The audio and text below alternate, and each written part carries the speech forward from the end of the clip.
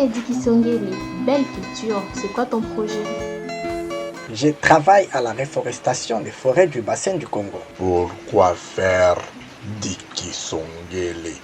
D'ailleurs, la forêt devrait être rasée parce qu'elle cache les rebelles. Mais non, Tekadiomona, la forêt nous rend de multiples services, notamment dans la lutte contre l'effet de serre d'origine anthropique. C'est quoi l'effet de serre Dikisongele?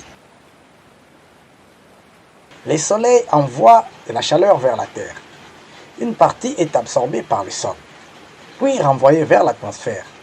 Mais certains gaz, comme le dioxyde de carbone et la vapeur d'eau, retiennent cette chaleur un peu comme les parois d'une serre.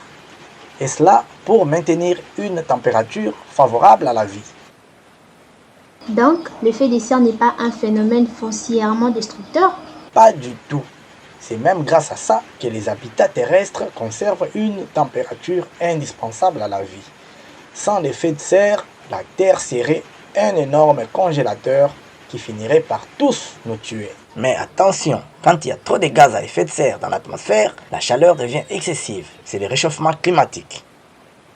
Quels sont les gaz à effet de serre de Kisongele? Les plus importants gaz à effet de serre de l'atmosphère sont le dioxyde de carbone, le méthane, la vapeur d'eau et les protoxydes d'azote. Qu'ont-ils fait pour être gaz à effet de serre? Ils ne l'ont pas demandé. Ils ont la particularité d'absorber les rayonnements infrarouges émis par la Terre. Une molécule absorbe l'infrarouge lorsque ces vibrations entraînent une variation de son moment dipolaire électrique. On dit qu'elle est asymétrique des vibrations. Ces vibrations modifient la répartition des charges électriques. Les CO2, par exemple, possèdent plusieurs modes de vibration, mais seuls ceux qui modifient son moment dipolaire permettent d'absorber les rayonnements infrarouges. 1. Élongation symétrique. Les deux atomes d'oxygène s'éloignent ou se rapprochent simultanément du carbone. La molécule reste symétrique. Les moments dipolaires ne changent pas, donc il n'y a pratiquement pas d'absorption infrarouge. 2. Élongation asymétrique. Un atome d'oxygène se rapproche du carbone, tandis que l'autre s'en éloigne. Cette vibration crée une variation du moment dipolaire, ce qui permet l'absorption du rayonnement infrarouge, notamment autour de 4,3 micromètres. 3. Mode de pliage. La molécule linéaire de CO2 se courbe temporairement en forme de V. Cette déformation modifie aussi les moments dipolaires et entraîne une absorption infrarouge importante autour de 15 micromètres. Mais la vapeur d'eau est relativement plus abondante dans l'atmosphère que les dioxydes de carbone. Pourquoi alors les dioxydes de carbone demeurent-ils le gaz à effet de serre les plus redoutés? L'eau est un composé chimique qui se renouvelle beaucoup plus rapidement dans l'atmosphère que le CO2. La teneur atmosphérique en vapeur d'eau dépend principalement du cycle naturel de l'eau. Évaporation des océans et des cours d'eau, évapotranspiration des plantes, condensation et précipitation. Ainsi, la vapeur d'eau séjourne en moyenne une dizaine de jours dans l'atmosphère avant de retomber sous forme de pluie. Le CO2, en revanche, est fortement émis par des activités humaines comme la combustion des hydrocarbures et la déforestation. Une partie de ces CO2 excédentaires n'est pas rapidement recyclée par les océans et la végétation et peut persister très longtemps dans l'atmosphère, parfois pendant des siècles, voire plus d'un millénaire pour une fraction de ces carbones.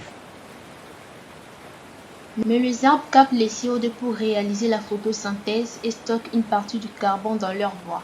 Comment expliquer alors qu'il subsiste encore un excès de CO2 pouvant demeurer dans l'atmosphère pendant des siècles? Les quantités de CO2 captées par les plantes appartiennent principalement au cycle naturel du carbone.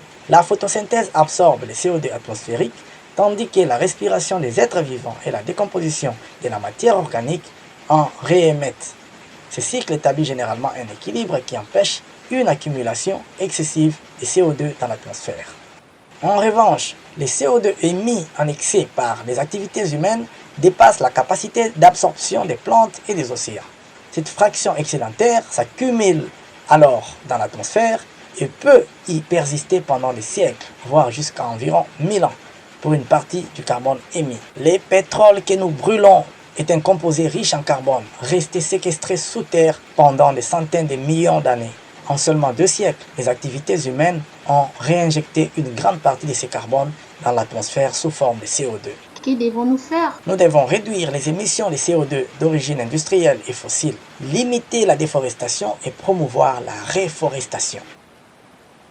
Ça, c'est l'affaire de l'État, dit Kisongeli. Plantez des arbres dans vos parcelles, par exemple, sans attendre les actions de l'État.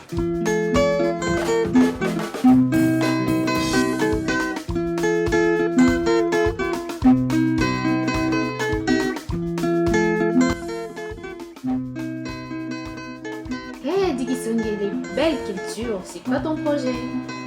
Je travaille à la réforestation des forêts du bassin du Congo, voire plus d'un millénaire pour une fraction de ces carbones. Mais les arbres captent les CO2 pour réaliser la photosynthèse et stockent une partie carbone. Non, une partie du Une carbone. partie. Alors c'est qu'elle cache les rebelles.